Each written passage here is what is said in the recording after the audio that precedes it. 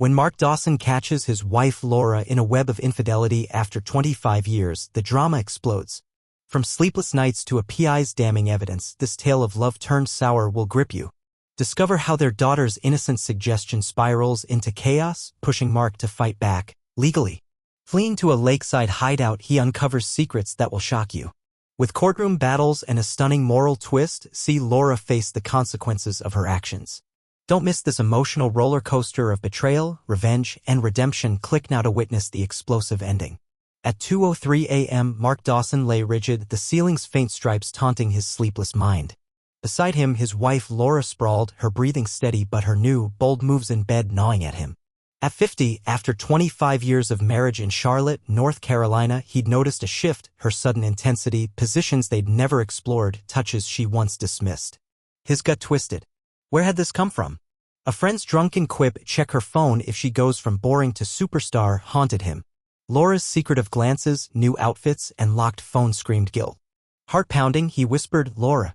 She twitched but didn't stir. Anger flared. "Laura, wake up." She groaned, rolling away. "It's late, Mark." "I can't sleep," he pressed, voice tight. "You've changed overnight." "Why? Are you learning this from someone else?" Her silence fueled his rage. "Talk to me." Laura sat up, hair wild. "You're paranoid." "Maybe I just wanted something new." Mark's voice rose. "You? After 25 years, you're suddenly a pro? Don't lie." She grabbed a pillow, storming to the guest room. "Enjoy your lonely night," she snapped. Mark sneered. "Don't forget your phone, might need it for your side piece." She froze, then slammed the door, sobs echoing. He clenched his fists, vowing to uncover the truth. The next morning, Mark fled before dawn, hitting the gym with manic energy. Weights and the treadmill dulled his pain, but his reflection, graying hair, tired eyes, mocked him. Back home, he grabbed work papers, hoping Laura was out. Her car was gone, but voices upstairs stopped him cold. Mia, 21, and Emma, 20, his college daughters, whispered tensely. "Mom's going too far," Emma said. "She's using Pure to meet men easier than hiding from Dad." Mia's voice trembled. "We suggested open marriage to spice things up, but I never thought she'd hook up with random guys." Mark's blood froze. His daughters had sparked this? Emma whimpered, "If Dad finds out, he'll hate us." Mia sighed, "We thought it'd fix their issues. Mom said Dad never listened." Rage and heartbreak collided. He boomed, "Mia. Emma. Down here." They froze, peering over the banister, pale and teary. "What did I just hear?" he demanded. Emma blurted, "Dad, it's not what you think." Mark cut her off. "You told your mom to try an open marriage? You gave her the idea for that app?" Mia stammered, "We thought if you both agreed." Mark's voice cracked. "You handed her a map to betray me." Tears streamed as they approached. "We're sorry," Julie whispered. "We love you." But Mark's anger surged. "Get out. I can't look at you." They fled, sobbing. That afternoon, he met Jerry, his PI, at a diner. Jerry, wiry and weathered, slid a folder across the table. "Got more evidence," he said gravely. Photos showed Laura with a bald man, Derek, at a motel. Texts from Nacho Man, Brian, hinted at group plans. Mark's stomach churned. "She's meeting men behind my back," Jerry confirmed. Mark nodded, jaw set. "Send the bill. I'm ending this lawfully." That evening, Laura returned. Mark spread the photos on the table. "Recognize Derek? Luke? Brian?" Her face paled. "This is an invasion," she cried. "You cheated," Mark shot back. "You told the girls you were bored, used their idea to hook up. Why not talk to me?" Tears fell. "I was afraid you'd refuse," she admitted. "I felt trapped." Mark's voice trembled. "You had a choice, divorce, not this." She fled upstairs. Alone, Mark stared at the wreckage, plotting his next move. The battle was on. Mark Dawson sat in his car outside the Charlotte diner, the PI's folder burning a hole in his lap. The photos, Laura with Derek at a motel, texts from Brian hinting at group plans, seared into his mind. At 50, his 25-year marriage lay in ruins, and his daughter's unwitting role in Laura's betrayal gnawed at him. His phone buzzed. "Mia, Dad, we're so sorry. Can we talk?" He ignored it, heart-pounding.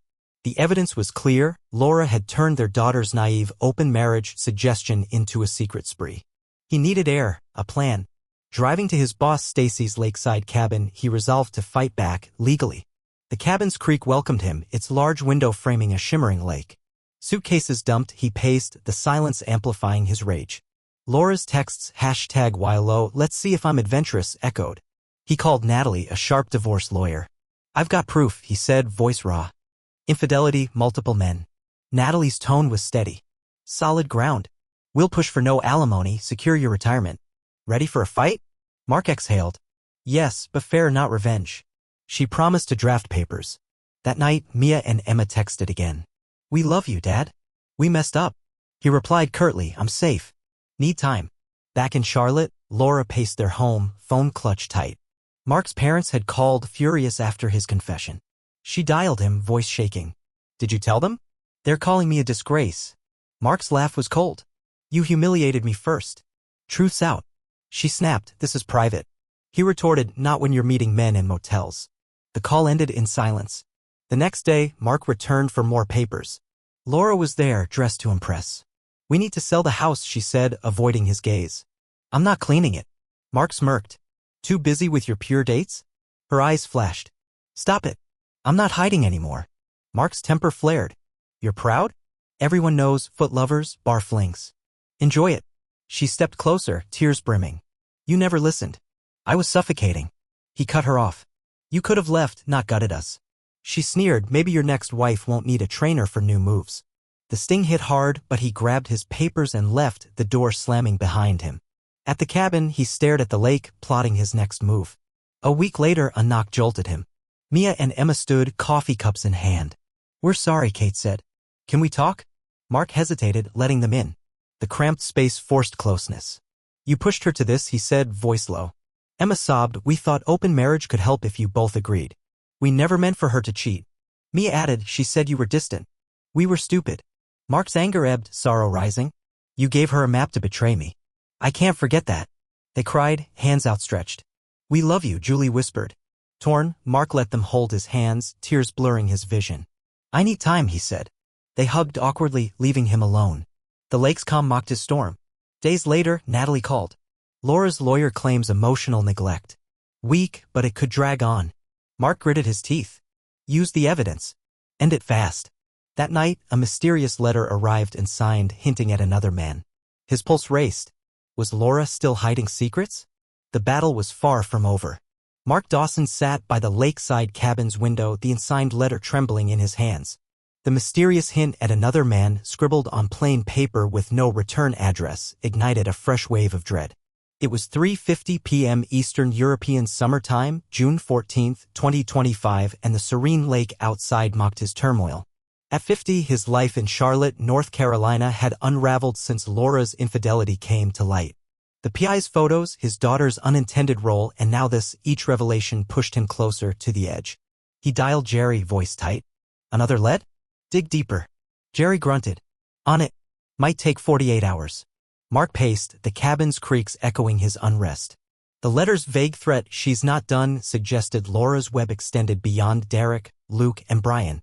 His phone buzzed, Mia again. Dad, please forgive us. He silenced it, needing focus.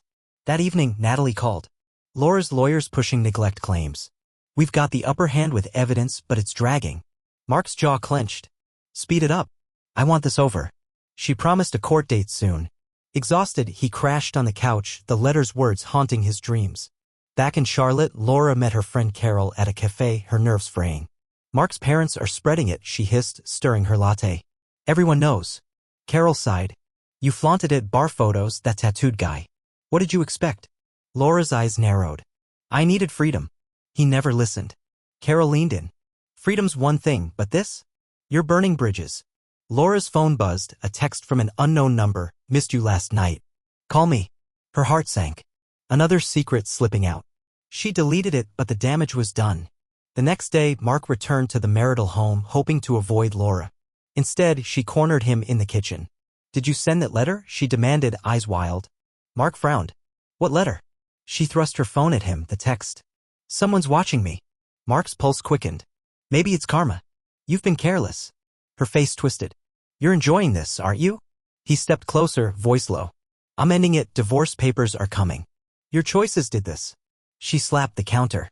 You drove me to it. He turned away, grabbing files, the tension suffocating. At the cabin, Jerry called. Found something. Another guy, Paul, a coworker. Met her twice, last week at his place. Mark's stomach dropped. Proof. Jerry sent photos, Laura and Paul laughing outside an office. She's still at it, Jerry said. Mark's resolve hardened. He called Natalie. New evidence. Push harder. She agreed to amend the case. That night, Mia and Emma arrived unannounced, tears streaming. Dad, we heard Mom's in deeper trouble, Emma said. We want to help. Mark's anger flared. You've done enough. But their sobs softened him. Tell me everything, he said, the mystery thickening. Laura, meanwhile, panicked. Paul texted again, demanding discretion. She'd lied to him about her marriage, and now Mark's PI loomed. She called her lawyer, voice shaking. He's got more proof. What do I do? The lawyer sighed. Settle fast, or you'll lose everything. Desperate, Laura drove to the cabin, pounding on the door. Mark opened it, stunned. What now? She pleaded.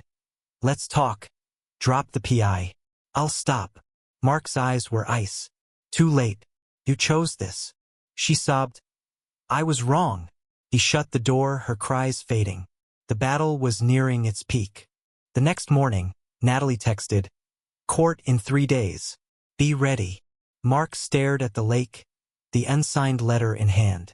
Was Paul the final piece? Or was someone else pulling strings? His daughter's confession, Laura had bragged about Paul to them, added fuel. He called Jerry again. Find the letter's source. As dusk fell, a car approached, unfamiliar. Mark's heart raced. The game was far from over, and the stakes were rising.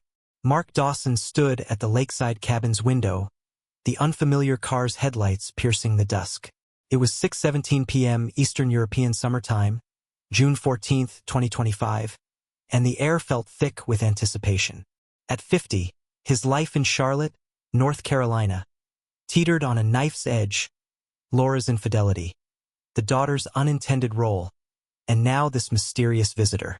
The unsigned letter, she's not done. And Jerry's latest find, Paul, fueled his resolve.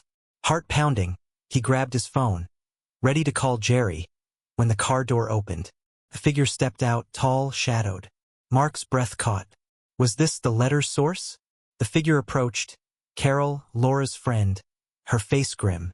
Mark, we need to talk, she said, stepping inside. Mark tensed. About what? Carol sighed. Laura's a mess. She's been with Paul, and now someone's blackmailing her, threatening to expose more unless she pays. Mark's eyes narrowed. Blackmail? Who? Carol shook her head. She won't say, but it's tied to that app, Pure. I found this. She handed him a printout, emails between Laura and an unknown user, Shadow King, demanding $10,000. Mark's stomach churned. She's deeper than I thought.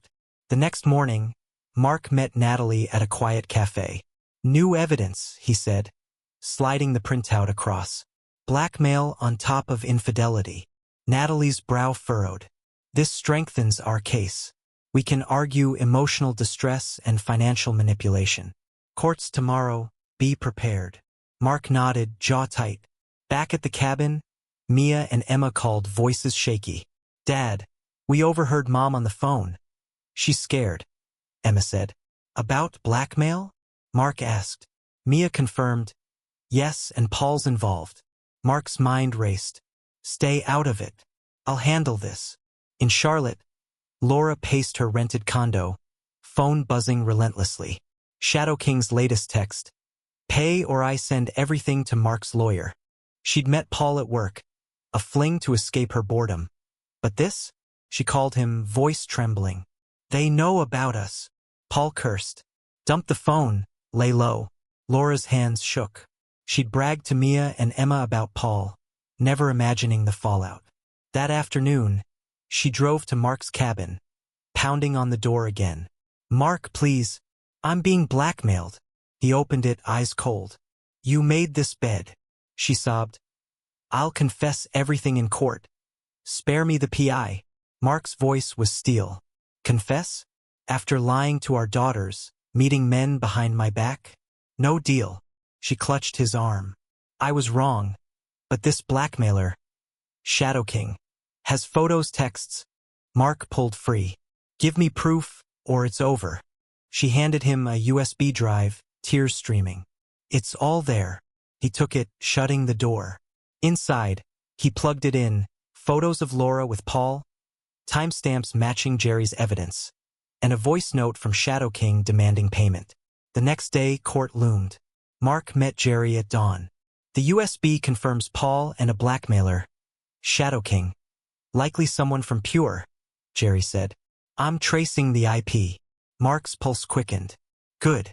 Let's end this. At the courthouse, Laura sat pale, her lawyer whispering urgently. Mark's team presented the USB, infidelity, blackmail all laid bare.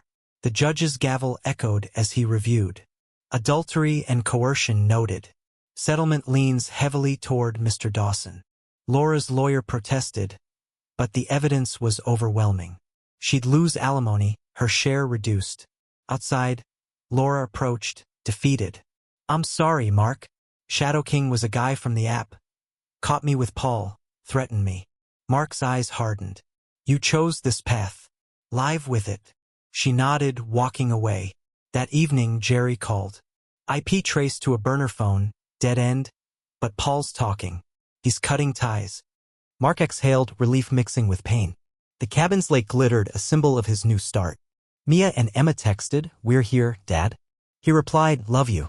Let's heal." The battle was won, but scars remained. Mark Dawson stood on the lakeside cabin's porch, the sun dipping low over the water at 6:45 p.m. Eastern European Summer Time, June 14, 2025. The air was warm, carrying the scent of pine, a stark contrast to the storm within him. At 50, his 25-year marriage to Laura had ended in a Charlotte courtroom that morning, the gavel's echo still ringing in his ears. The divorce was final. Laura lost alimony, her share of the house slashed due to infidelity and blackmail. The USB drive, with Shadow King's threats and Paul's involvement, had sealed her fate. Mark felt a strange mix of relief and exhaustion as he watched the ripples on the lake. Inside, he unpacked a box of old photos, his wedding day, Mia and Emma's births, memories now tainted by Laura's betrayal. His phone buzzed. "Natalie, settlement's secure. You keep your retirement. House sales pending." He texted back a simple thanks. The cabin, once a refuge, now felt like home. Stacy, his boss, had offered it long-term, and Mark was considering a small business, maybe a lakeside cafe, to rebuild. A knock startled him. Mia and Emma stood, eyes red but hopeful. "Dad, can we stay?" Emma asked. Mark hesitated, then nodded. "Let's try." Laura, meanwhile, slumped in her downtown condo, the city's neon lights mocking her freedom. The court's ruling had stripped her confidence. Friends distanced themselves after the scandal. Carol's silence stung most. Paul had vanished, leaving her with Shadow King's threats unresolved. Her phone pinged a blocked number. "You owe me. Pay or I leak more." Panicked, she called her lawyer, who sighed, "You're on your own now." She'd sold her house share, renting this flashy space to chase nightlife, but the thrill was gone. Social media posts of #LivingMyBestLife felt hollow as followers dwindled. The next day, Mark invited Mia and Emma for a lake walk. The tension lingered, but their apologies softened him. "We thought open marriage could help," Mia said, tears falling. "We never meant this." Emma added, "We love you, Dad." Mark stopped, facing them. "I was hurt by you, Mom. But I see your regret. Let's heal together." They hugged, the first warmth in weeks. Back at the cabin, a letter arrived, anonymous again, but with a photo of Shadow King, a blurry man in a hoodie. Mark called Jerry. "Track him. End this." Jerry reported back that night. "Hoodie guy's a pure user, name's Vince. Paul ratted him out, blackmailed Laura for cash after catching her. He skipped town, but I've got his last known address." Mark nodded. "Pass it to the police." By morning, Vince was arrested, his threats neutralized. Laura learned via news alert, relief warring with shame. She called Mark, voice broken. "It's over." "I'm sorry." He replied, "You face your consequences." "I'm done." She hung up, staring at her empty condo. Weeks later, Mark's cafe idea took shape, its grand opening drawing locals. Mia and Emma helped, their bond mending. Laura's life unraveled, job lost, friends gone, her condo a lonely shell. She posted less, her freedom a facade. One day, she saw Mark's cafe ad, his smile genuine. Envy stabbed her, but she knew she'd chosen this path. Mark, surrounded by family, felt peace. The lake reflected his new start, lawful justice served, scars healing. Laura's choices had cost her everything, Mark's resilience had won.